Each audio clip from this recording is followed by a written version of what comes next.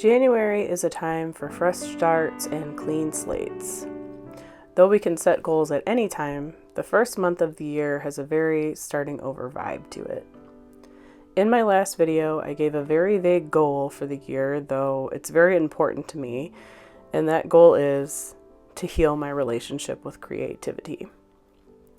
That statement can mean a lot of different things to a lot of different people. But as an artist who has become a content creator, it hits different for me. There is a lot of pressure to perform when you create content, and there's also a lot of hats I need to wear in my small business, like content creator, editor, photographer, website designer, shop management, product design, etc. When I have to wear all of these hats, though I love my job, the artist hat tends to fit differently. I found myself having to wear a mask, for a lack of a better word, for the internet social media part of my job. Algorithms, personal brands, and all those other words that describe that fun stuff were suddenly deciding what I should make and when. Trends trumped creativity in hopes of gaining followers and selling products, which isn't a bad thing, but it made my creativity fall to the wayside. And that's why I chose healing my relationship with creativity as my goal for this year. And considering the fact that I have been sick all January, I've really had the time to kind of stew and sit with my goal, and I do feel like that it's the perfect goal for this year. So while I was sick for the whole month of January, I decided to kind of make a roadmap to achieve this goal. So I'm going to tell you the mini goals I'm going to use to achieve my bigger goal. My first goal to achieve my actual goal is to have a no-buy year. To challenge myself to experiment and get creative with the things that I already have, I am not buying any art supplies for the year 2025, which may pose a bit of a challenge for me having ADHD. I tend to impulsively buy supplies I don't need to get a little hit of dopamine and then regret it after I've bought whatever I thought I needed at the time. If you are anything like me, you might have a bunch of art supplies just hanging out that you haven't even tried yet. So I'm hoping not buying any new supplies will encourage me to try new things that I already have and get creative with the supplies I'm familiar with. My second rule or guideline or goal to get to my bigger goal is no big projects.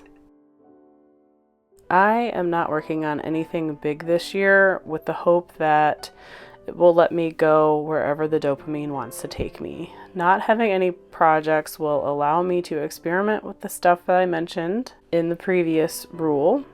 I'm hoping it will encourage a state of play and less serious work so I can learn, grow, study, and just have a good time making things this year.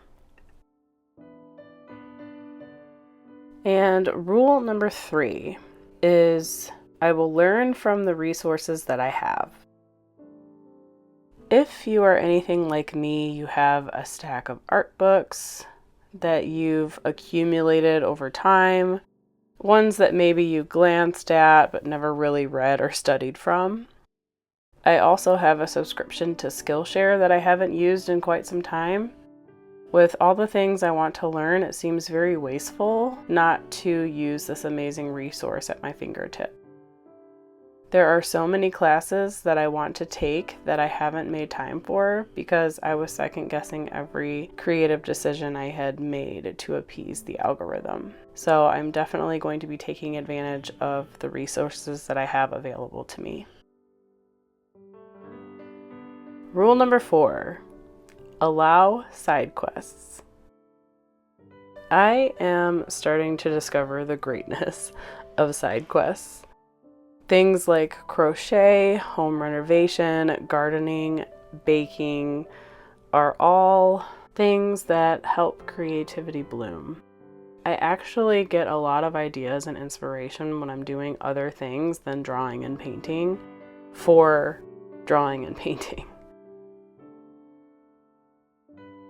So I definitely planning on letting myself explore other avenues of creativity, even if it is decorating a room or crocheting a piece for myself, or even learning how to knit is on my to-do list this year. I would really like to do that and just do some things that I find creative but are also mindless and very relaxing for me, so I can get back into that creative mindset.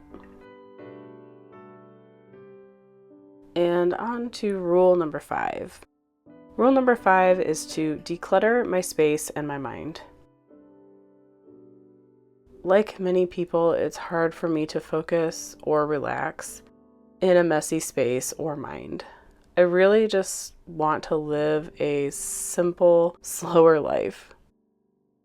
And to do that, I need to declutter my space physically, digitally, and mentally. I am hoping by doing that, I will become a very less anxious and more happy person.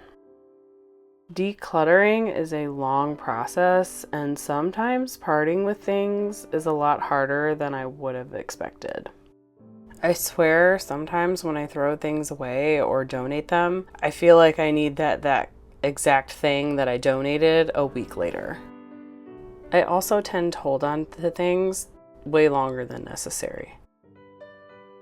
Especially with gifts for me, I feel really bad getting rid of things that people have given me, even though they don't serve me anymore, and they just tend to clog up my space and just make everything way more complicated than it needs to be. Living slowly is a great dream of mine, and I think it would come a lot easier if I wasn't surrounded by so much stuff. So, for a little recap, to reach my goal of healing my relationship with creativity in 2025, I have developed 5 rules that I'm hoping will get me to that goal. And those rules are: rule number 1, it's a no-buy year. I will not buy any new art supplies in 2025. Rule number 2, no big projects.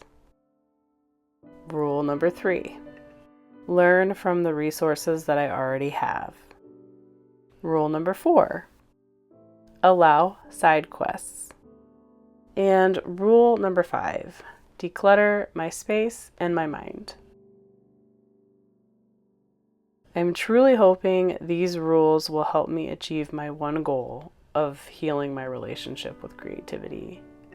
I would love to know what your goals are for 2025, and not only what the goals are, but how you plan to achieve them. I think we can all learn and grow in the comment section with this one and actually move forward to getting to our goals for this year. Thank you guys so much for watching this video. I hope my voice was okay. I did my best to edit out any sniffles or deep breaths that you might have heard. I'm just now getting my voice back, so it's definitely been a struggle. But I just wanted to say I hope you all are doing well. Thank you guys so much for watching, and I will see you in the next one.